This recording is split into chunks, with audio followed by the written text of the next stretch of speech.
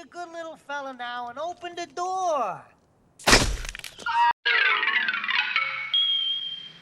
Welcome to Brickwall Cinema. I'm Chance, and Sergio's here today with us, and we're going to talk about Home Alone. You've seen Home Alone a couple of times, right? Who hasn't? Well, Sergio, tell us about your first time watching Home Alone. I don't remember the first time exactly. I think it was in class. Do you know which grade? No, all I remember is that I was in class and we were just watching it. I don't remember what for or even which class, but I remember watching it in class and I liked it. So me and my family would watch it sometimes at home whenever we got together around Christmas time. And what were your first impressions when you saw it? It was really funny. I love the ingenuity that they have with the traps, and while they are simple, it was pretty interesting to see them play out. And I really respect like the actors who play the villains, that they were really good with the whole comedy bits with the traps. Yeah, we're going to get to those traps, Sergio, because we got a lot to talk about for those. But in the meantime, I'll mention my first impressions.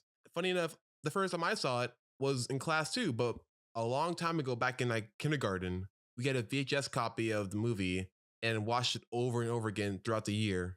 And it was weird because I remember the opening to the VHS, it had a commercial for American Airlines and Pepsi. But later in the movie, when they show Pepsi, they mention it by saying that Fuller, Kevin's brother, is going to wet the bed and he's going to pee all over him. And it cuts to him drinking Pepsi, looking at Kevin like, yeah, I'm going to piss on you. Fuller, go easy on the Pepsi. That's disgusting. Yeah, it's disgusting. See what I mean? Would you put your market on that? Would you put your product on that? No. Yeah, because they say, Fuller, stop drinking the Pepsi. You don't remember that? No, I do. But to be honest, it doesn't really surprise me because everyone has that one person in the family that's just like really disgusting. You know, it's actually his brother, Macaulay Culkin's brother in real life. Makes sense. They look alike. But when I first saw this movie, I was like, oh my God, this is weird. But not in a bad way, but more like I haven't seen a movie like this before, where it seems like it's aggressively mean at the beginning. Yeah, especially to the main character. I noticed that when I got older that everyone is so mean to Kevin. And I'm like, what the heck? Like, this is the meanest family I've seen. I get that family bickers and what, but this is so unnecessarily mean. Yeah, but to be fair, there's a lot of... I understand why everyone's so angry. Because usually in a big family like this, there's nowhere to go to release your anger or vent. Because everywhere you go, there's someone else there. It's a full house, more full than usual because it's extended family coming in and they're all about to leave in the morning. They all don't live there, but it's like closely bound right now where like I can't do anything without you being next to me, and it's frustrating the hell out of me. I'm gonna put all my anger on this little punk that won't leave me alone. Does that make any sense? I guess so. But there's several things that Kevin is blamed for that he has no control over. And when someone else actually is at fault, he's blamed regardless. Well, to be fair, he did knock over Buzz, which should have led to the milking spilled onto the tickets and everyone freaking. Wait, it was spilled on tickets and not just magazines? What? I thought it was just magazines. No, those are the tickets. If you notice, that's one of the coolest details of the movie. It's when you see the milk get splashed over. It shows like the American airline tickets on the table. And the funniest detail about this whole thing is when the dad comes up and takes care of all the wet papers, he grabs one of the tickets, and the ticket that he has in his hand that he throws away is Kevin's. That's a good detail, but why is there so much milk right there? I know. I always wondered that. Like, why is there so much milk? Who's drinking pizza and milk? It's disgusting. It is disgusting. It's all a big mess, huh? Yeah. But man, they make a good job for you to root for the kid at the beginning of this movie because he's like, I'm just tired. I just want some help making my bed. I want help making like my suitcase and everything, but no one wants to help me. Everyone's busy. I'm kind of frustrated by this. And everyone's saying, what must I do? Help him and shake his hand and say, congratulations, you're an idiot. You're just incompetent. You're a loser. Leave us alone. You're such a disease. And I'm like, geez. Is this what families are like during the holidays? Why are you asking me?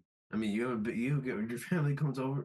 I mean, you don't really have that many reunions, but I remember when your family, like when they have like a party like this, they usually have like a bunch of people over. So I thought you would know more about this than I did. Okay, you know what? I'll tell you this. It's not this bad where we're calling out one of the kids and calling them a little jerk in front of everyone. So then this guy is unnecessary. So then my point still stands from earlier, where they're unnecessarily mean to Kevin. Well, Uncle Frank is always mean to Kevin, even in the sequel. Yeah, so that still stands my point, where they're unnecessarily mean to Kevin. Get out of here, you nosy little pervert, or I'm gonna slap you silly! Well, no, to be fair, he wasn't. It made sense for the last movie because he was recording him in the shower. I would be pissed off too if someone recorded me in the shower. But in this one, I think it's just a matter of circumstance. Like he was about to eat this pizza, and then his dad spilled the Pepsi because he had to go manage his son. It's like, oh God, if it wasn't for the son, I wouldn't have pizza on my pants, a Pepsi on my pants, or a pizza. I think that's why. All right, so let's go into our favorite scenes. Now, Sergio, Yeah. what are your favorite scenes? I have a few because, like I said, most of the traps are my favorite scenes. When Marv has the spider on his face because of the behind the scenes of what they did to actually make that scene.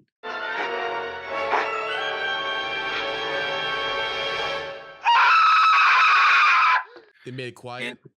And also because they didn't tell him what he was going to have on his face. Really? Yeah, they didn't let him know what he was going to have on his face. So when they put the spider on there, he actually tried to be very quiet because he didn't want to scare the spider. That sounds illegal. Well, no, because it's a tarantula, and tarantulas aren't venomous or anything. Like, there was no danger to him. He just freaked out because he didn't like spiders. Oh, well, okay. Moles, do you have any other favorite scenes? What's the guy's name with the beanie? That's Harry. Oh, Harry. Right. Thank you. All right. When he gets blown on the head with a blowtorch. Like, I just remember, like, just seeing him just look at what he just yells like he's in a cartoon. And that scene is just funny to me.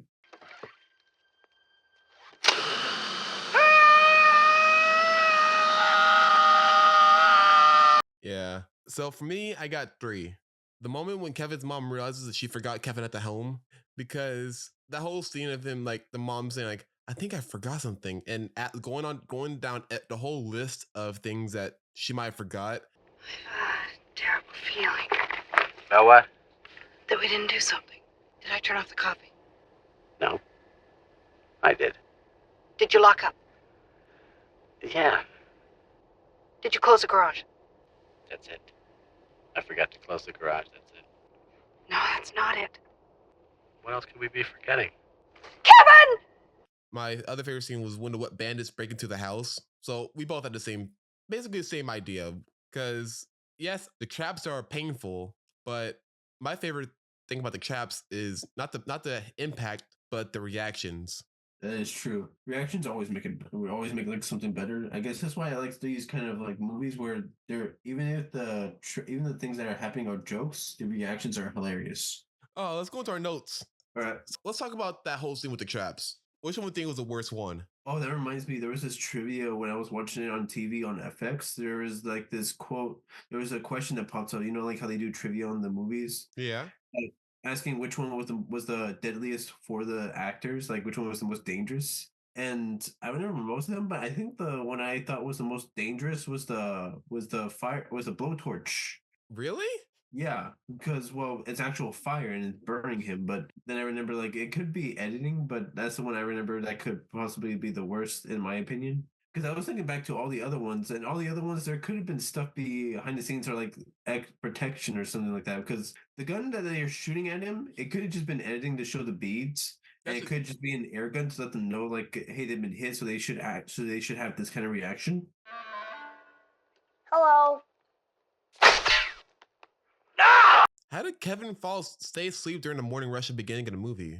Probably because he was in the attic. Usually the attic is pretty isolated from everything else. There's like rooms. I've been in like these kind of houses before. Like I remember being in this cottage in Big Bear where where me and my cousin, we were in this room off to the side where it was blocked off from the rest of the place. So if someone was doing something on the other side of the wall, we couldn't hear it. Well, sir, you tell me you wouldn't hear this above you? I'm in below you.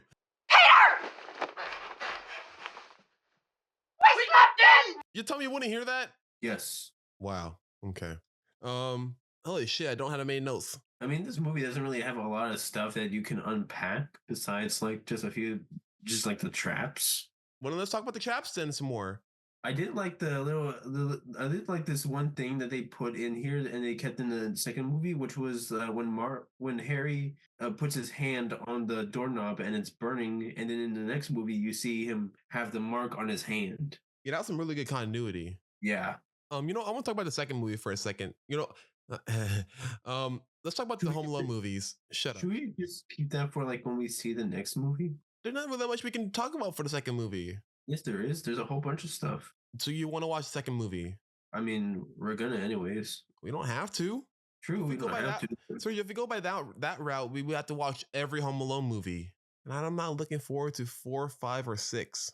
We don't have to watch those. We can just watch the 2, which everyone loves. Not everyone. No one likes the second one. People don't like the second one. I like the second one. But you're not everyone, man. So are you? So you're not either. Yeah, we both are validating a minority of people that agree with the movie. Like some people that don't like it, some people that do like it. Why do you like the second movie, Sergio? Besides the traps. Shouldn't we just do that for like the second movie?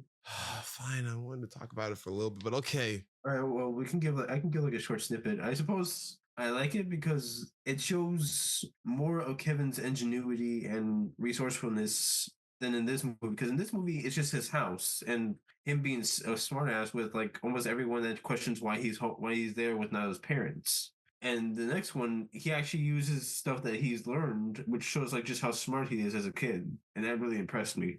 Okay, I'll tell you this. I do like some things in the second movie, but the one thing I can't get over is there are multiple instances where he can go home and be with his family. Like in the first movie, they find every single avenue of trying to reach him and for him to come back, but they can't do that. The phone lines are down. The police went over. He didn't answer the door. They did all they can, but in the second movie, he voluntarily stays in New York. Yeah. Oh no, my family's in Florida and I'm in New York. My family's in Florida. I'm in New York. That defeats the whole purpose of the first movie. I do think it does kind of defeat the purpose of the ending of the first movie, but it does kind of show more of the reason why Kevin actually doesn't like being around his family so much during the holidays. Well, Because spending an entire year with your family, it's good to have like some time to yourself, which I get. But I mean, it's not like he can do much that he doesn't want to do over there at New York, which he said that he wanted to go to New York. Throughout the beginning of the first, second movie, he wants to go to New York and he's really excited about it. So he wants to go explore New York. do you think Kevin has some sort of powers that we don't know about? You know, there's a whole theory saying that he's actually Jigsaw from the Saw franchise. You know what? I'm sorry I asked. I could go on a whole tangent about it. No, please. Yeah, Please. even the actor. No, I'm not saying, Sergio, no, I'm not saying that he's Jigsaw. Like, I'm saying he actually has some supernatural powers. Because, Jigsaw. no, shut up. What I mean by that is he wishes his parents would disappear at the beginning of the first movie. Then, like, the power lines come down, the electricity goes off for a second, and makes everything late. And where it happens where he stays by himself. Like and Jigsaw. And in the second movie, the mom says, you were alone last year. Maybe it happened again. And he's like, I hope it does. And so next thing you know, it happens again. Like it might be like something like Domino from Deadpool 2, where it's not really, it could be considered a power, but it also could be not considered a power at the same time. Where it's just that he's super lucky. Yeah, exactly. Like Jigsaw. Shut the fuck up. Oh my God. You know what, Sergio? I'm going to give you to the count of 10 to get your ugly, yellow, no good keys off my property before I pop your gut full of lead. What? I know what you're referencing, but that also didn't make sense. No, I'm saying I'm going to shoot you if you don't stop. Make perfect sense. He said yellow, and I was like, what? That's what he says. He doesn't say yellow. Yes, he does. He said yellow. I mean, like yellow, but in the accent. I'm going to give you to the count of 10 to get your ugly, yellow, no good keister off my property. See? What does yellow mean? Yellow. It means like chicken, cowardly. Oh, I thought it would have been something like a racist kind of thing, like how someone is Asian. Cowardly. That means cowardly. Yellow. Yes. Then why did you say yellow? He has an accent. He has an accent. That's why. What's his accent? Transatlantic, Transatlantic. What's that? like the "Hey Johnny, what's going on to you, buddy?" and like the old timey sound. You know what I mean? That just sounds like Boston. Okay, sure. He has a Boston accent. Or is it New Jersey? I get confused with those accents over there on the Atlantic coast. I don't know. Also, I just love the fact that when Marv goes over there and hears what's going on TV, he thinks like, I know a guy named Snakes. And they never mention who Snakes is in this universe. And I think it's one of the missed opportunities of a lifetime. Somebody beat us to the job. They're in there. One of them blew the other one away. Who? I don't know. I thought I recognized one of their voices. And I know I heard that name Snakes before. Snakes. He sounded like a snake. Oh, one other thing I want to bring up is that I really like the old man in this movie. Okay, yes, thank you for bringing it up. I forgot all about him. That old man was one of my favorite parts of the movie. I didn't even mention that shit. Yeah. But like, it was just so nice. That's what made this movie iconic, I think.